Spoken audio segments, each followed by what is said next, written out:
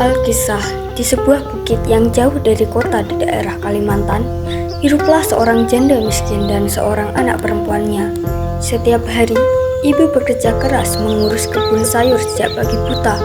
Tetapi, ia tidak pernah mengeluh demi menghidupi anak perempuan kesayangannya, Darmi. Darmi tumbuh menjadi gadis yang cantik jelita. Namun sayang, ia mempunyai perilaku yang amat buruk. Gadis itu amat pemalas, tak pernah membantu ibunya melakukan pekerjaan-pekerjaan rumah.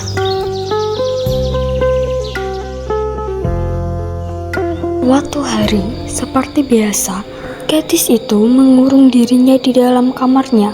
Ia tak mau matahari merusak kulitnya. Ia enggan debu-debu mengotori wajahnya. Ibu!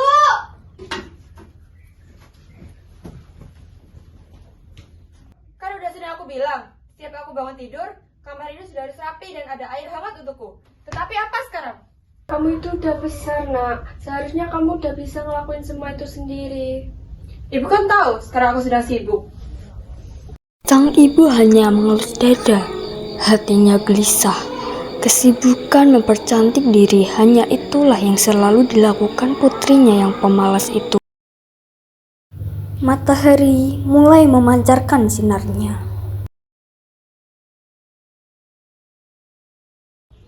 Sang ibu mulai bersiap-siap untuk berangkat ke sawah untuk bekerja. Ia tidak lupa mengajak Darmi untuk membantunya di sawah.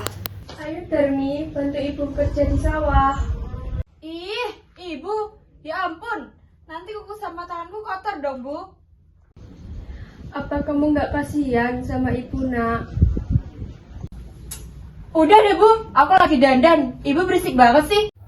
Mendengar jawaban anaknya itu, sang ibu tidak dapat berkata-kata lagi. Dengan perasaan sedih, ia pun berangkat ke sawah untuk bekerja. Sesampainya di sawah, sang ibu bertemu rekan kerjanya dan menanyakan keadaan si Darmi.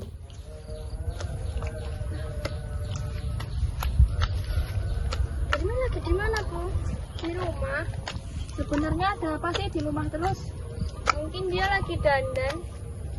Dandan? Emang dia nggak nganterin makanan buat kamu? Nggak tahu sih, Bu. Lihat aja nanti dia nganter apa enggak. Kalau nggak nganterin, tega banget sih. Padahal kamu udah kerja keras buat Darmi. Iya, Bu. Waktu telah menunjukkan sore hari, ibu pun pulang dari sawah. Darmi yang melihat ibu pulang langsung menghampiri dan meminta upah hasil kerja ibunya untuk membeli alat-alat kecantikan. Ini dia. Tapi itu uang buat beli beras, nak. Tapi bedaku udah habis, Bu. Udah harus dia baru.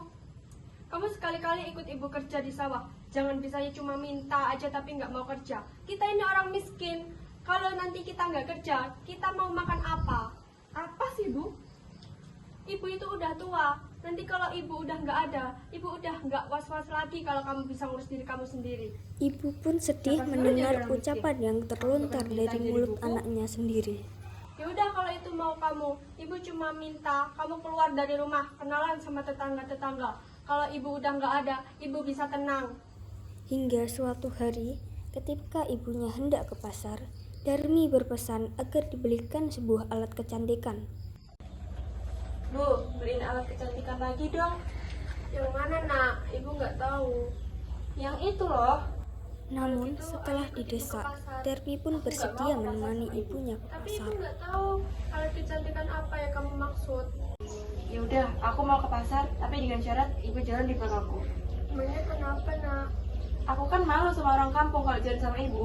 Kenapa harus malu? Aku kan ibu kandungmu. Ibu harusnya ngaca. Lihat aja ibu yang keriput itu. Walaupun sedih, sang ibu menuruti permintaan putrinya. Setelah itu, berangkatlah mereka ke pasar secara beriringan.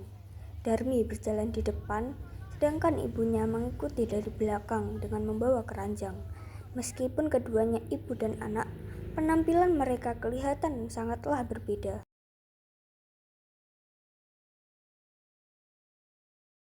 Sesampainya di pasar, Darmi pun langsung menghampiri toko kecantikan langganannya itu.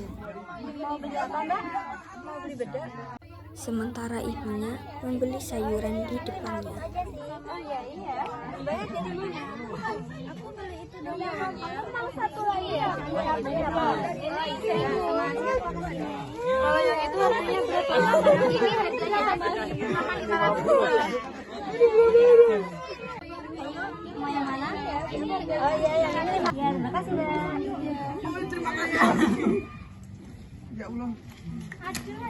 Setelah berbelanja semua keperluan, ibu dan Darmi pulang.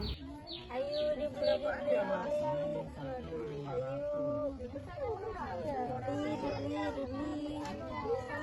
Tetapi saat menuju pulang, Darmi dan ibunya berpapasan dengan 3 pemuda. Itu ada cewek cantik sekali ya. Ya bener, cewek itu cantik banget, udah dari langit. Wah, cantiknya kayak bunga mawar. Aku jadi pengen kenalan deh. Bang, itu yang di belakang siapa ya? Kayaknya sih ibunya. Kasian juga ya lihat ibu di belakang itu. Kira-kira Di itu antara siapa ya? orang yang melihatnya Jangan itu, yang aneh. seorang Kayak pemuda mendekati dan bertanya kepada Mau gadis kemana? itu. Mau nyamperin, mau kenalan? Ikut dong. Yuk. Manis. Belakangmu itu ibumu ya? Bukanlah, dia membantu aku. Kayak cantik, masa dia ibumu? Udah dibilang dia membantu aku. Pergi kamu. Waduh, jangan gitu dong. Walaupun dia pembantumu, tapi jangan seenaknya. Sang ibu hanya bisa jangan mengeringis ikut campur ya, kesakitan dan dan kamu mereka membantu kita berdua pulang sekarang. melanjutkan perjalanan untuk pulang ke rumah.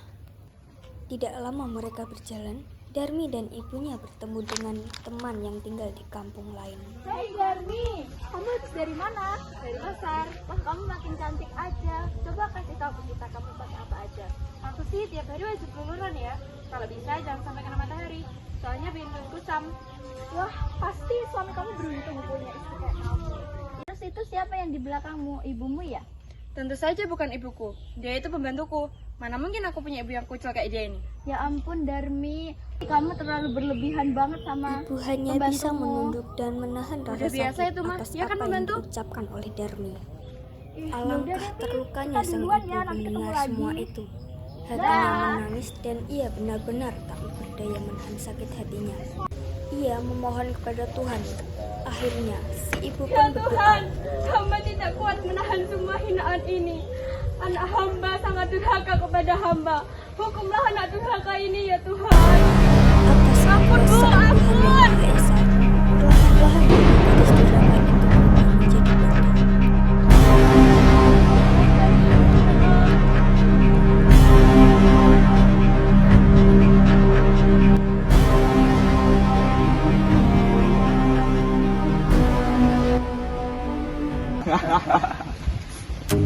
Kok ngono langsungan? Dengar bujen.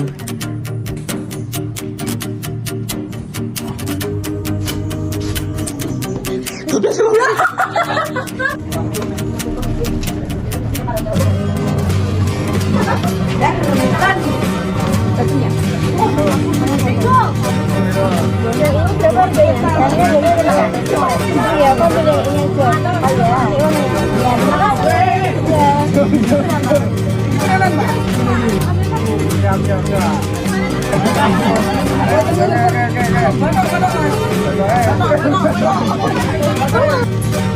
Udah deh Bu, aku lagi dandan. Ibu berisik banget sih.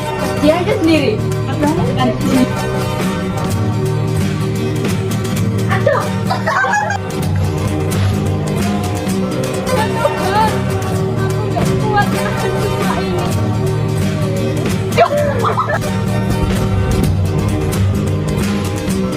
Ya Tuhan, aku gak kuat menahan semua ini.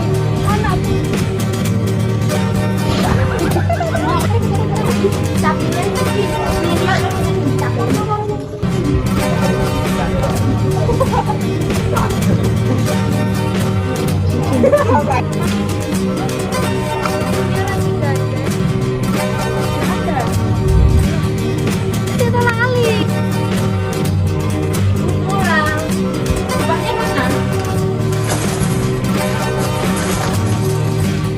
Nah ini